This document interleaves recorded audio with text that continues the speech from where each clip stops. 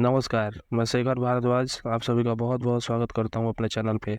आप सभी को बता दें कि बीते शनिवार को एक भाषण के दौरान प्रधानमंत्री नरेंद्र मोदी देश में बने हुए कुछ नए एम्स की जानकारी दे रहे थे।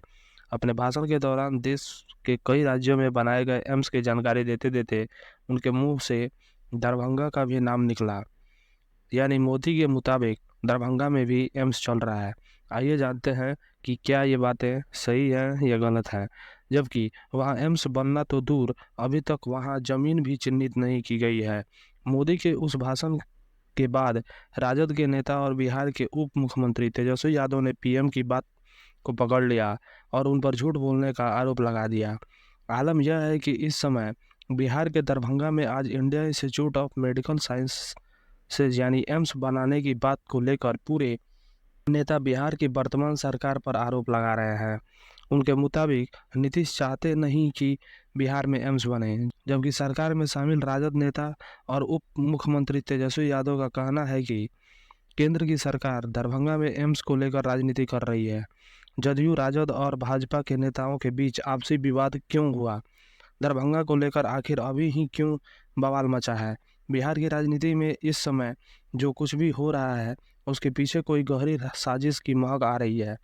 देश में पीएम ने कहाँ-कहाँ और कितने भवनों, कितनी सड़कों और कितनी योजनाओं का शिलान्यास या उद्घाटन किया है, उन सब की जानकारी शायद ही उनके पास होगी।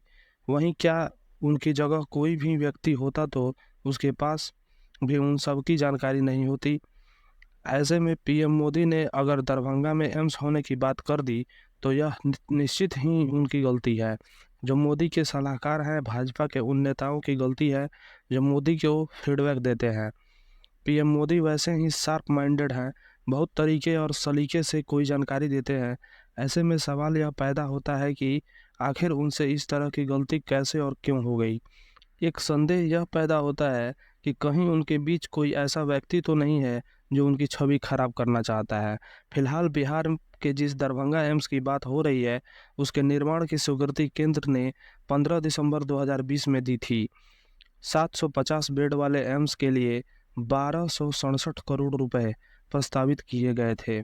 उस समय नीतीश कुमार एनडीए का हिस्सा हुआ करते थे। सरकार में उनके साथ भाजपा शामिल थी। हालांकि 2015 में ही तत्कालीन स्वास्थ्य मंत्री जेपी नड्डा ने बिहार में एम्स का प्रस्ताव भेजा था, लेकिन बिहार की सरकार ने उसमें शायद रुचि नहीं दिखाई थी, क्योंकि बिहार की सत्ता में भाजपा बाहर हो गई थी। उस समय बिहार के जदयू और राजद की सरकार बन गई थी। ऐसा कहना है कि बिहार सरकार ने सूटेबल जमीन की व्यवस्था नहीं किया था, इसलिए एम्स के निर्माण में देरी हो रही है। दरभंगा एम्स वाला मामला नीतीश कुमार की समाधान यात्रा के दौरान ज़्यादा गर्मा गया था। उनकी वह यात्रा इसी वर्ष कुछ माह पहले हुई थी। अपने उस यात्रा के दौरान उन्होंने कह दिया था कि डीएमसीएच कैंप्स की बजाय एक दूसरी जमीन एम्स के लिए चयनित की जा रही है, जो शायद ज़्यादा सूटेबल है। उसके बाद बिहार सरकार ने दरभंगा के सोभन में बाईपास पर एम्स के निर्माण के लिए जमीन का चयन किया। उसका प्रस्ताव केंद्र सरकार के पास भेज दिया गया।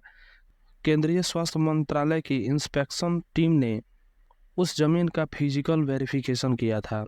अपनी रिपोर्ट में टेक्निकल टीम ने बिहार सरकार के प्रस्ताव को रिजेक्ट कर दिया था। उसके बाद दरभंगा में एम्स का निर्माण अधर में लटक गया।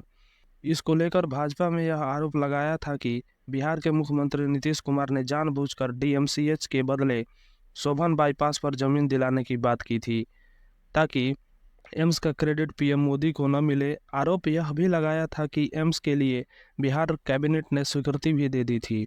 बिहार सरकार ने 81 एकड़ जमीन केंद्र सरकार को हैंडओवर भी कर दिया था, जिसमें 13 करोड़ की लागत से जमीन पर भराई और लेवलिंग का कार्य शुरू हो चुका था। बहरहाल दरभंगा में एम्स का कार्य अभी तक शुरू नहीं हो पाया है। इस बात की जानकारी सबको है। बिहार सरकार के साथ साथ केंद्र सरकार को केंद्रीय स्वास्थ्य मंत्रालय को भी अच्छी तरह पता है। फिर भी किसी ने पीएम मोदी को उसकी जानकारी क्यों नहीं दी? 2015 से चल रहे इस मामले में बेशक राजनीति हुई है।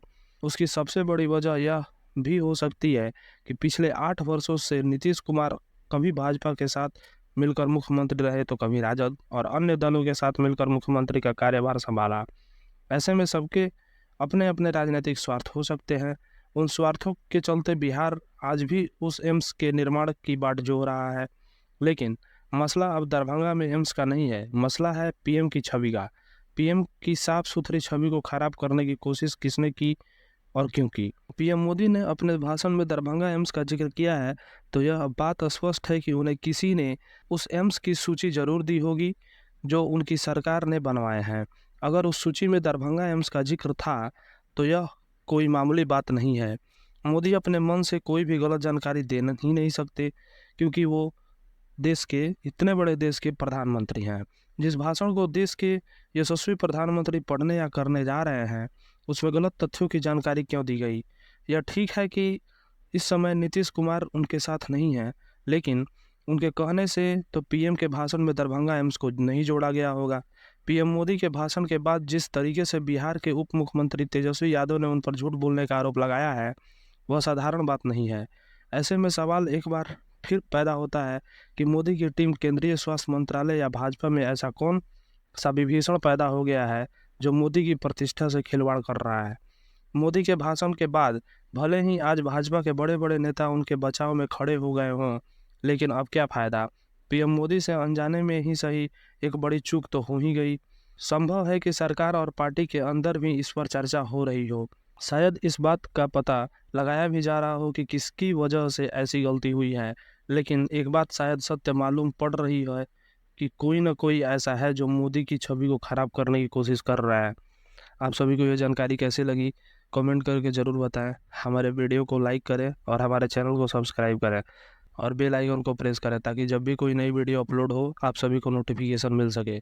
इतना समय देने के लिए आप सभी को बहुत बहुत धन्यवाद।